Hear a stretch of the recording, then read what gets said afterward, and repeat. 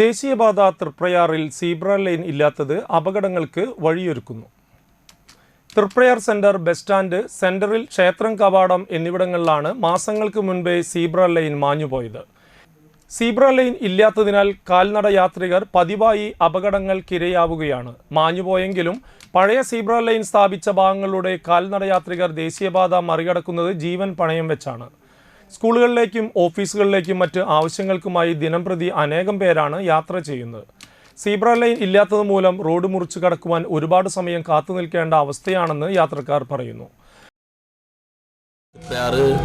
Bus stand പരിസരത്ത് എനിക്ക് തോന്നുന്നു ഏകദേശം ഒരു 10 മാസത്തോളമായി സീബ്ര ലൈൻ ഇല്ലാതെ.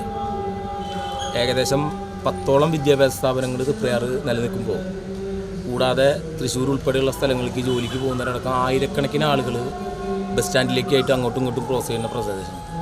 നമ്മൾ കഴിഞ്ഞ കുറച്ച് നാളുകൾക്ക് മുമ്പ് ഹൈവേ അതോറിറ്റിക്കും അതുപോലെ തന്നെ പഞ്ചായത്ത് ട്രാഫിക് ക്രമീകരണ കമ്മിറ്റിക്ക് ഉൾപ്പെടെ നമ്മൾ പരാതി കൊടുത്തിട്ടും നാളിതുവരെയായിട്ട് ഒരു ആ പരാതി ഗവനിക്കാതെ മുമ്പോട്ട് പോകുന്നു.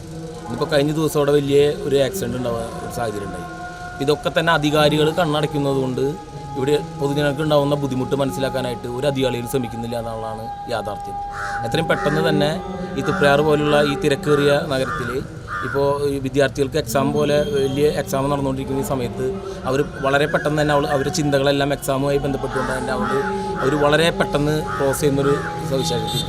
ആ ഒരു സമയത്ത് പോലും ഇത് കൃത്യമായിട്ട് ഈ സീബ്ര ലൈൻ വരയ്ക്കാൻ കഴിയാതെ മറ്റ് ട്രാഫിക്കിലെ ഇന്ത്യയിൽ തന്നെ ഏറ്റവും ഉന്നതമായിട്ട് നിൽക്കുന്നു കേരളം എന്ന് പറയുന്ന ഒരു ക്യാമറകൾ ഉൾപ്പെടെ വെച്ചുകൊണ്ട് ട്രാഫിക് വാഹനങ്ങളിലെ ഡ്രൈവർമാരുടെ കാര്യങ്ങൾ കേൾക്കുമ്പോൾ സാധാരണക്കാരായിട്ടുള്ള കാൽനടക്കാരുടെ കാര്യങ്ങൾ ചെയ്യാൻ കഴിയാതെ പരാജയപ്പെട്ടുകൊണ്ട് മുമ്പോട്ട് പോവുകയാണ് ഇവിടുത്തെ ട്രാഫിക് ക്രമീകരണ കമ്മിറ്റിയും അതുപോലെ തന്നെ ഹൈവേ അതോറിറ്റി എന്നുള്ളതാണ് ഞങ്ങൾക്ക് പറയാനുള്ളത്. അമിത വേഗതയിലെത്തുന്ന ഇരുചക്രവാഹന യാത്രികരടക്കം പലപ്പോഴും കാൽനട യാത്രികർക്ക് ഈ ഭാഗങ്ങളിൽ ദേശീയപാത മുറിച്ചു കടക്കാൻ അവസരം നൽകാറില്ല. കഴിഞ്ഞ വ്യാഴാഴ്ച തൃപ്രയാർ ബസ് സ്റ്റാൻഡിന് സമീപം ദേശീയപാത മുറിച്ചു കടക്കുന്നതിനിടെ ബൈക്കിടിച്ച് 10ാം ക്ലാസ് വിദ്യാർത്ഥിക്ക് പരിക്കേറ്റിരുന്നു. എടത്തിരുത്തി സ്വദേശി കിളിയാടൻ വീട്ടിൽ സബീഷ് കുമാർ മകൻ ആദികൃഷ്ണയ്ക്കാണ് പരിക്കേറ്റത്.